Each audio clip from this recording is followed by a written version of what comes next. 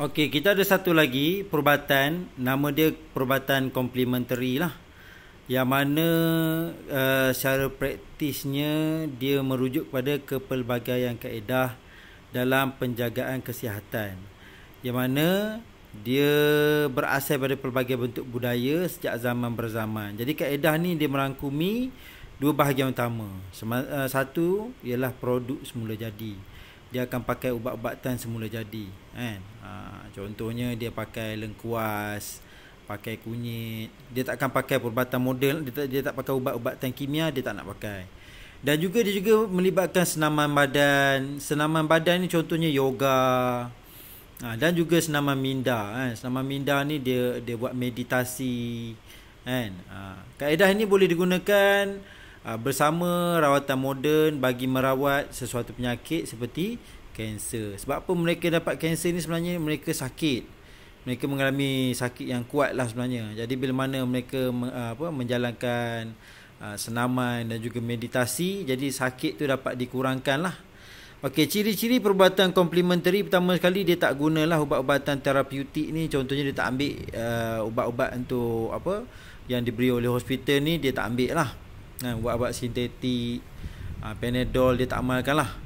Kemudian mengambil kira pandangan pengamal perubatan moden dan tradisional, dan tidak melibatkan pembedahan dan jahitan terhadap tubuh badan. Jadi perubatan komplementari ni dia sebenarnya pelengkap kepada rawatan-rawatan yang ada.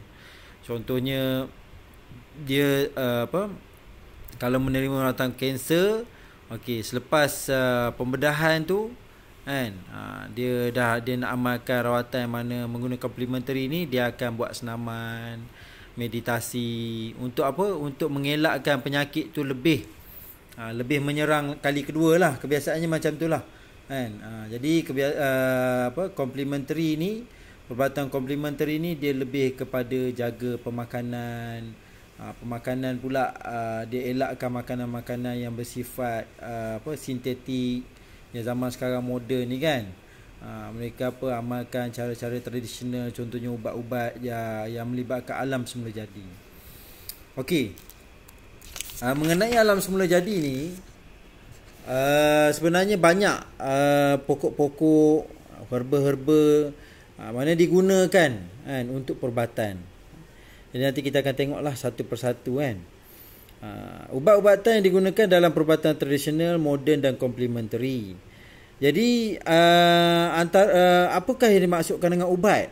Ubat ni sebenarnya adalah dadah atau bahan yang diambil untuk mengawal kesihatan, merawat atau mencegah penyakit. Jadi ubat dan rawatan ini perlulah didapatkan daripada pihak-pihak yang bertauliah. Jadi hanya mereka yang bertauliah sahaja yang boleh bagi ubat ni, kan. Kamu tak boleh pergi beli dekat Shopee, Lazada ubat-ubat, tak boleh. Dia mestilah orang yang bertauliah. Okey, jadi siapakah orang bertauliah tu? Ni ahli farmasi, seorang yang terlatih dalam bidang farmakologi, mempunyai pengetahuan dan kemahiran dalam menyediakan ubat-ubatan. Okey, ubat-ubat tradisional pula macam mana? Ubat-ubat tradisional ni sebenarnya yang diperoleh pada sumber semula jadi, seperti tumbuhan dan haiwan tanpa diproses secara kimia. Maksudnya ubat tradisional ni bukan sintetik lah. Dia adalah ubat betul-betul daripada alam semula jadi. Ubat ini diamalkan sejak zaman dahulu kala.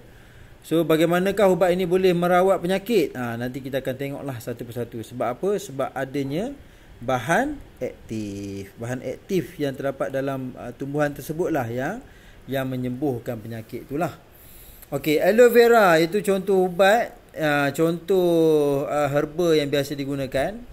Okey, lendiran daripada daunnya disapu pada kulit untuk mengurangkan kesakitan kulit akibat selaran matahari. Contohnya sunburn, terkena benda panas, contohnya terkena bara api, kulit terbakar. Jadi kita akan gunakan lendiran lidah buaya. Okey, ginseng ni sangat popular lah untuk mengubati memelihara kesihatan badan lah. Kalau ginseng untuk orang Cina, biasanya untuk orang Melayu dia ambil tongkat ali. Lagi halia ni melegakan bengkak dan sengal-sengal pada badan serta menghilangkan angin dalam badan. Contohnya kita makan sesuatu yang berangin lah. Jadi perut tu jadi berangin je, kembung je kan. Jadi kita akan ambil halia untuk membuang angin tu lah. Okey, pokok bunga raya.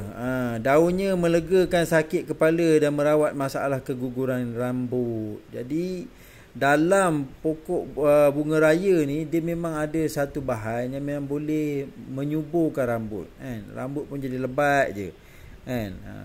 Dan juga rambut tu, kepala rambut tu jadi sejuk kan. Itu antara cara orang dulu nak menjaga rambut. Okey, quinina. Quinina ni digunakan untuk mengubati penyakit malaria. Quinin, yang mana dia punya dahan pokok quinin tu, kulit dia digunakan untuk mengubati penyakit malaria. Jadi ini antara ubatan-ubatan tradisional lah yang dipakai untuk mengubati penyakit-penyakit